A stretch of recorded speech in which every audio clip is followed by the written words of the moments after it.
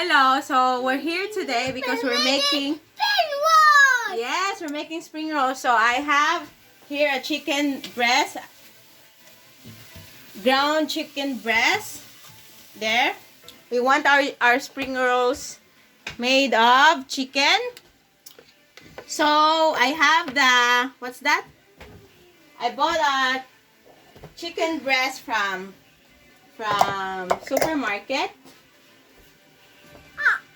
Here.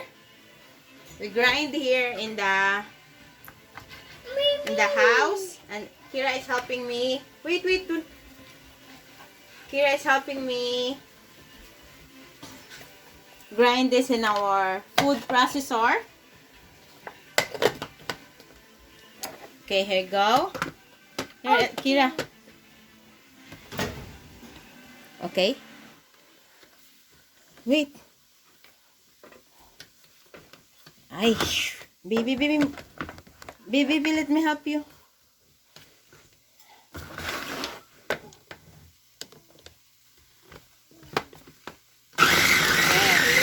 Okay.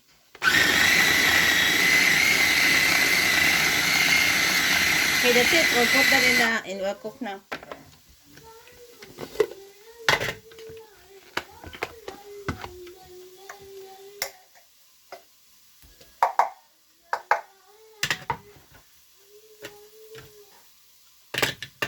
And we cook this together with our chicken breast here.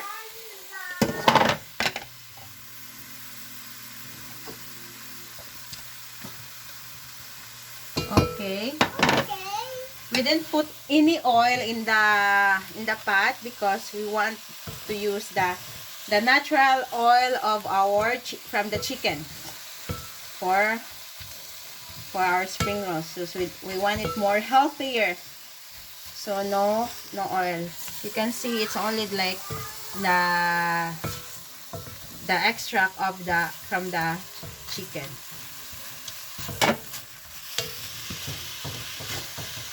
So okay, while we're waiting for the chicken to get cooked, we will prepare the other stuff. So we're gonna make the cabbage, carrots, and onions with the garlic. Okay. So okay, we also have a carrots for our spring rolls. Ayaw lagi pang hilabot kay makuan ka, masamad ka, nahulog ng kutsilyo. Okay. Blend it, Kira. Okay, more please. More. Okay, that's it. We'll just set this aside, put on a plate while we're waiting for our chicken to get cooked.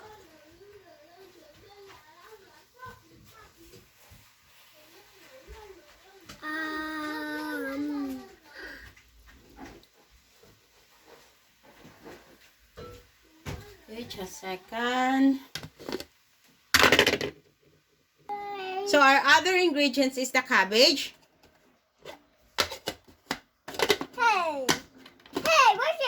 Wait. Okay. Mix it. Kira, please. Blend it, Kira. Okay, you do it. We put in the processor so we have like a quick and faster, easy preparing.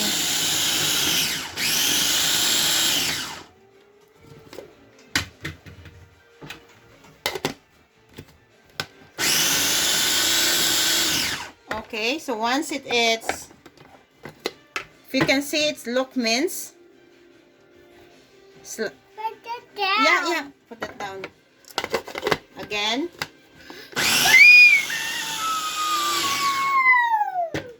Why are you shouting? Okay, if you can see, like that. So we'll put that on the side as well. Together with the carrots. Be just a second. Yeah. Down. Hello. Yeah, they already seen you. Second. Okay, so we have the cabbage and the carrots here. While we're waiting to get this, you can put some soy sauce or oyster sauce to flavor the chicken. I have oyster sauce here. So I'll just put a little bit of oyster sauce. Flavor the chicken.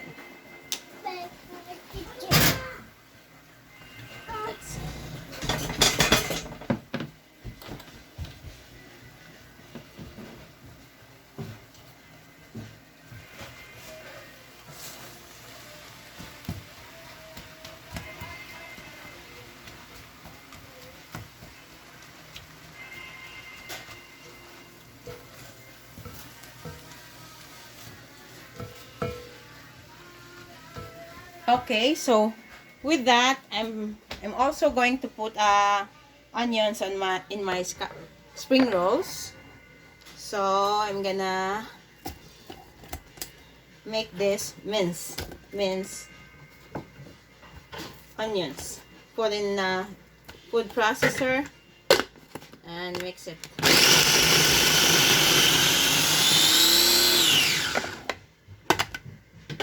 We'll set this aside.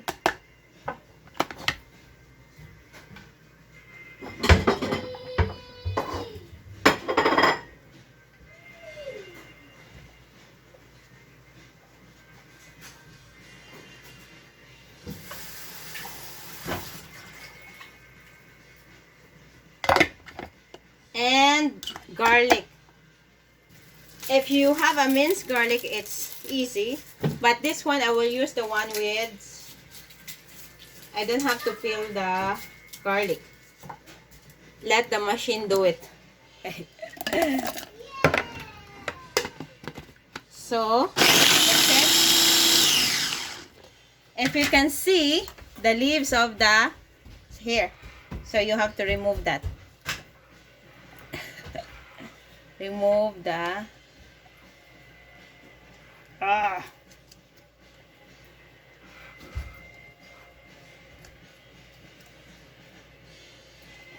okay. So I set this aside, garlic and onions here. So I'm waiting for my chicken to a little bit tender and cook.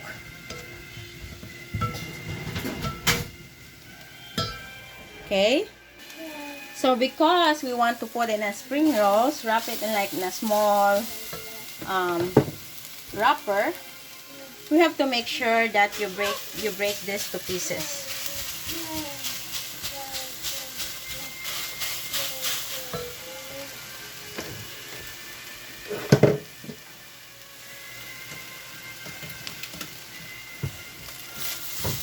Then it looks like the chicken is cooked. Our pot's already getting dry. We have to put the carrots. Carrots here.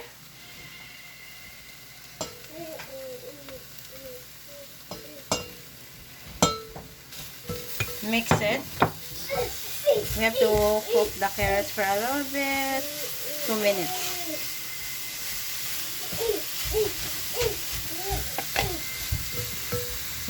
Okay, so after the carrots, like you cook, you put the cabbage.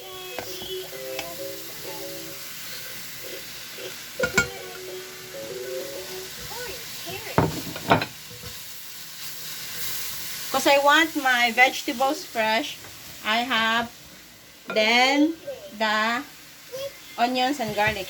I want them all fresh.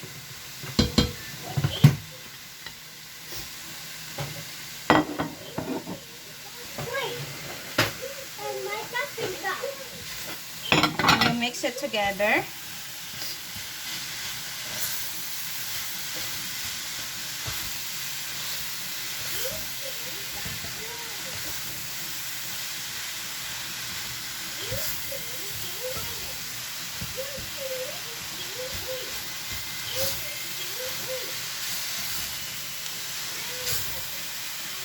And then salt and pepper.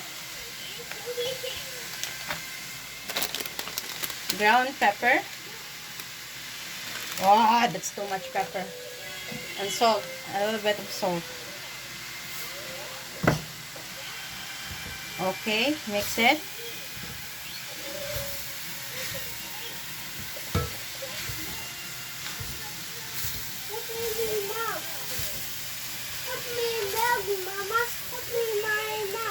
Oh, change that on here. No, not that. What color? Wait! White, this one. Auto. Auto. Auto. Auto. Yeah. I don't know. Look. Look. Look. Look. Look. Look. Look. Look. Okay, and let's try let's taste it. We'll get a spoon.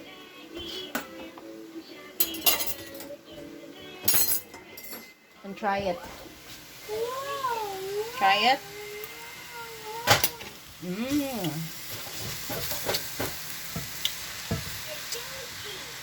It's good. So after that, cool down the filling, and we'll wrap it on a wrapper. Okay, so the chicken filling is ready to wrap, and I use this wrapper. You can buy this in Asia grocery store. This kind of spring roll pastry wrapper. Okay, so I'll show you how to wrap this one. I also have egg white here to cover the spring rolls.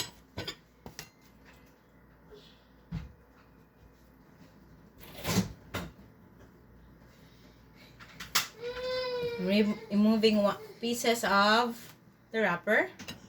It's broken right away. I have one here. You have to remove it slowly. Then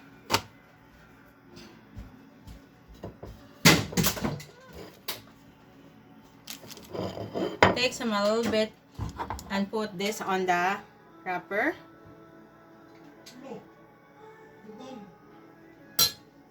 Side to side, and then you roll it in the middle, from the middle. Okay, show you.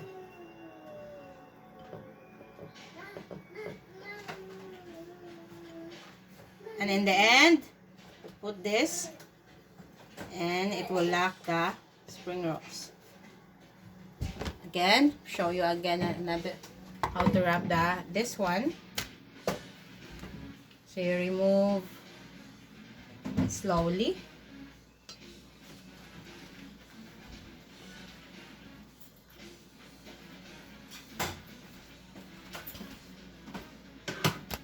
Okay, so you lay it on a plate. Grab some small amount of your spring roll wrap filling. Na extra. So side by side, fold it side by side, and then in the middle, roll it from the middle. Okay? Roll it.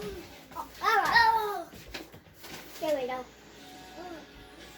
Before you roll it, in the end, put some egg. Okay. And this is ready to cook. Because you already cooked the filling, Yeah. you only have to cook the wrapper. Yeah. So when you cook this, it's only like 5 minutes, 2 to 5 minutes.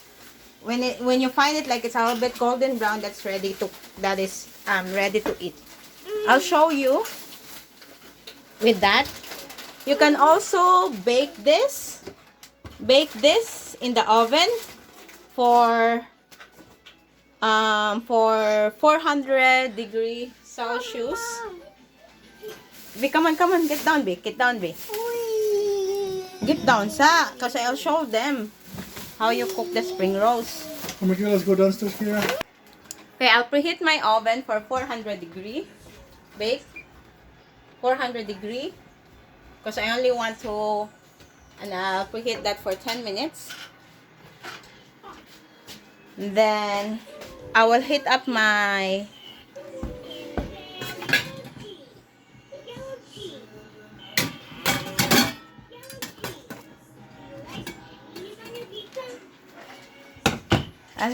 pot with oil. So you can deep fry it or you can bake it. Either way you like it, it's good. And I prefer the bake oven because it's healthier. No oil. So, and I put a little bit oil in this one.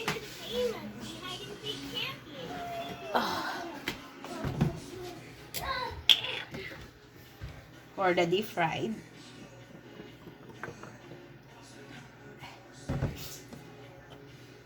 And I have to wait. Maybe once it's boiling, the oil is boiling, it's ready to cook your spring rolls. Just. You want spring rolls, Kira? Di, Mama. You want spring rolls, Kira?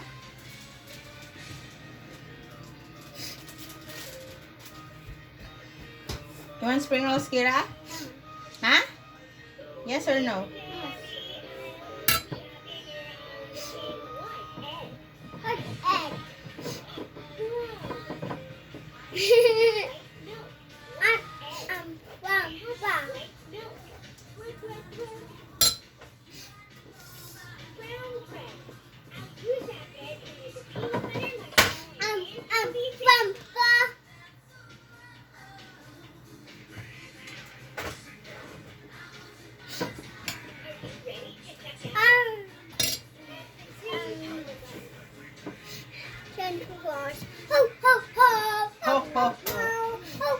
Mr. Jones, calling Mr.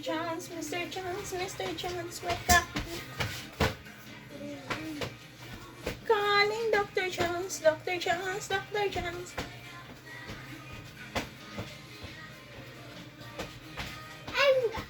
doctor. What?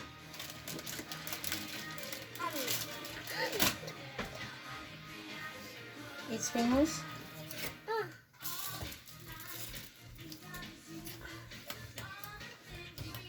No. Rice. No, this is live. Oh, That's it. we'll show them how you eat the spring rolls. That's it. Chopstick. I want other one. What's the other one, Mom? The other one, which one? That's it. That's it.